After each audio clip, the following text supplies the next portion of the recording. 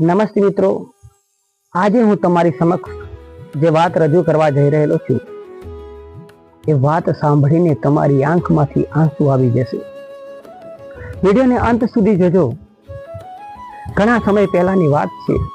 એક સરસ મજાનું ગામ, અને ગામમાં એક દંપતી રહે, માધવ અને માધુરી. માધવ ખેતી કરે અને માધુરી તેના ખેતીના કામમાં સાથ આપે. બંનેનું ઘર એકદમ સામાન્ય હતું, પરંતુ રૂપિયો તેમની જોડે ખૂબ જ ઓછો, પણ સમજણ ખૂબ જ વધારે હતી. એટલે તેમનું જીવન ખૂબ જ સારી રીતે પસાર થતું હતું. પણ કહેવાય છે ને કે ખુશીઓ વધારે ચાલતી નથી. આવું જ કંઈક બન્યું માધુરી અને માધવના જીવનમાં. માધવ બીમાર પડે છે અને પછી ક્યારેય સાજો થઈ શકતો નથી. અંતે તેનું મૃત્યુ થાય છે. માધુરીના જીવનમાં દુઃખ આવી પડે છે. જાણે કે દુઃખોનો આખો પહાડ તેની પર તૂટી પડ્યો હોય તેવી એની હવે દશા થાય છે. માધુરીને સમજાતું નથી કે કઈ રીતે હવે એનું ઘર ચલાવવું, કઈ રીતે પોતાના 5 વર્ષના બાળકને કેવી રીતે એનો ઉછેરવો, કેવી રીતે એને ભણાવવો. માધુરી હિંમત નથી હારતી. તેણે ખેતીનું કામ જાતે કરવાનું શરૂ કર્યું. લોકોના ઘરે જાય, ત્યાં સફાઈ કરે, કપડાં ધોવે, વાસણ માંજે, ને એમાંથી જે 5-25 રૂપિયા મળે એનાથી તેના બાળકના એ સ્વપ્ન પૂરા કરતી જાય. એને જોઈતા રમકડા, એને જોઈતા પુસ્તકો બધું લાવી આપે. આ બાળક પણ હવે ધીમે ધીમે મોટો થાય છે, શાળાએ જાય છે, અને આમ કરતા કરતા શાળાનો અભ્યાસ પૂર્ણ કરી હવે આ બાળક નથી રહેતો અને એક યુવાન બની જાય છે. જો મિત્રો, વિધિના લેખ કેવા લખાય છે.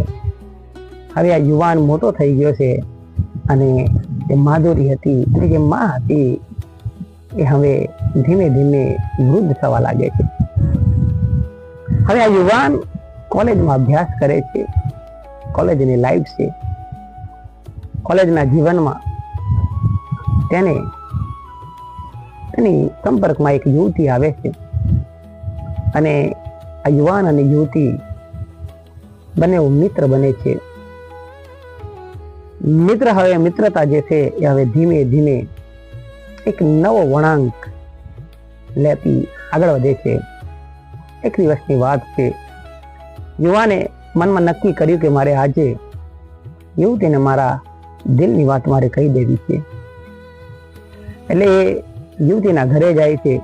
હાથમાં ગુલાબનું ફૂલ છે અને યુવતીને પ્રપોઝ કરે છે અને કહે છે કે હું તને પ્રેમ કરું છું. યુવતીના ચહેરા ઉપર કોઈ ભાવ નથી. તે સામે જવાબ આપે છે, હું કઈ રીતે માની લઉં કે તું મને પ્રેમ કરે છે? યુવાન કહે છે, હું તારા માટે બધું જ કરવા તૈયાર છું. તું જે કહે એ હું કરવા તૈયાર છું. તું મને કહે કે હું કઈ રીતે સાબિત કરું કે હું તને પ્રેમ કરું છું. યુવતી કહે છે કે તું સૌથી વધારે કોને પ્રેમ કરે? યુવાન કહે છે કે મારી માં, જે હું 5 વર્ષનો હતો ત્યારે મારા પિતાજીનું અવસાન થયેલું, ત્યારથી મને મોટો કર્યો છે. હું તેને સૌથી વધારે પ્રેમ કરું છું. મિત્રો જોજો, હવે કહાનીનો ટ્વિસ્ટ હવે આવે છે. હવે વળાંક છે વાર્તાનો. યુવતીના શબ્દો ખૂબ જ ઘાતક હતા, ખૂબ જ ઝેરી શબ્દો હતા. એણે યુવાનને કીધું, જો તું મને ખરેખર પ્રેમ કરતો હોય, તું મને ખૂબ જ પ્રેમ કરતો હોય, તો તું મારી એક વાત સાંભળ. હું જે કહું એ તું કરીને બતાવે ને તો હું માનું કે તું મને ખૂબ જ પ્રેમ કરે. યુવાન યુવાનીના ઘોડા ઉપર ચડેલો હતો. એણે કીધું, તારા માટે હું બધું જ કરવા માટે તૈયાર છું. તું કહીને તો બતાવ. યુવતીએ કીધું, જે તું મને ખૂબ જ પ્રેમ કરતો હોય તો તારી માનું કાળજું કાઢીને લાવી આપ, તો હું માનું કે તું મને ખૂબ જ પ્રેમ કરે છે. એક ક્ષણ માટે યુવાનના પગ નીચેથી ધરતી સરકી જાય છે, તે વિચારમાં પડી જાય છે. પણ મિત્રો કહેવાય છે ને, લવ ઇઝ બ્લાઇન્ડ, પ્રેમ આંધળો હોય છે. યુવાન પોતાના મન ઉપર કાબુ મેળવી અને દોડે છે, સીધો તેના ઘરે પહોંચી જાય છે. ઘરે જઈને બૂમ પાડી અને માને બોલાવે છે. માં એટલે માં, બીજા બધા વગડાના વાહ. યુવાનના ચહેરા ઉપરના ફેરફાર જોઈને, એના હાવભાવમાં આવેલા ફેરફાર જોઈને માં સમજી જાય છે કે મારા દીકરાને કોઈક તકલીફ છે. માએ કીધું, બેટા કેમ તું ઉદાસ હોય એવું લાગે છે? દીકરાએ કીધું, માં મારે કંઈક જોઈએ છે, હું તારી પાસે કંઈક માંગવા માટે આવ્યો છું. મિત્રો માનો જવાબ સાંભળજો. માએ કહ્યું, બેટા તું 5 વર્ષનો હતો ને ત્યારથી તારા પિતા આપણને મૂકીને ચાલ્યા ગયા, ત્યારથી હું તારી દરેક ઈચ્છાને પૂરી કરી. આજે પણ માંગી જો, એવું કશું જ નહીં હોય જે હું તને ના આપી શકું. દીકરાએ કીધું, માં થોડું વિચારીને બોલજે, કદાચ તું નહીં આપી શક્યો. માએ કીધું, તું માંગી તો જો. દીકરાએ કીધું, માં મારે તારું કાળજું જોઈએ છે. માં એક પણ શબ્દ બોલી નહીં, કશું જ કીધું નહીં.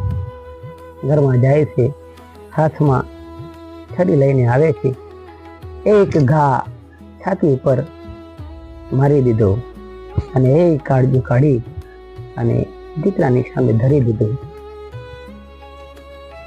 દીકરો નિશબ્દ છે, કશું બોલી શકતો નથી. માનું કાળજું હાથમાં લીધું, માં જમીન ઉપર ઢળી પડી, નિષ્પ્રાણ થઈ ગઈ. દીકરાના હાથ ધ્રુજવા લાગે. માનું કાળજું હાથમાં, શબ્દ નીકળતા નથી, ગળામાંથી અવાજ નથી આવતો. શું બોલવું, શું કહેવું, શું કરવું, કશું જ ખબર નથી પડતી. ફરી એક વખત,